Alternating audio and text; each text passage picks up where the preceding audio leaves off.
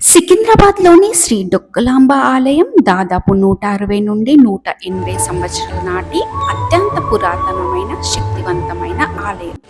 ఈ ఆలయానికి సంబంధించిన మరికొన్ని ఆసక్తికరమైన విషయాలు చూసేద్దాం.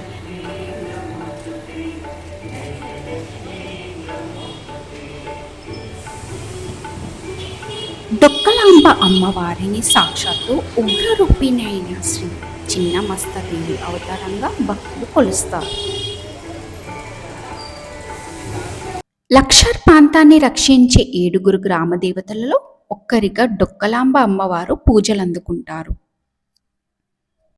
సికింద్రాబాద్ లక్షర్ బోనాల జాతరలో డొక్కలాంబ అమ్మవారి బంగారు ఘట్టానికి ఎంతో ప్రత్యేకత ఉంది. ఇక్కడ ఘట్టాల ఊరేగింపు ఎంతో వైభవంగా జరుగుతుంది.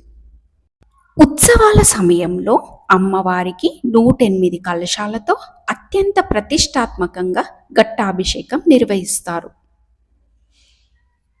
ప్రతి సంవత్సరం ఉగాది పండుగ తర్వాత అమ్మవారి వార్షిక బ్రహ్మోత్సవాలు 2 రోజుల పాటు అత్యంత వైభవంగా జరుగుతాయి.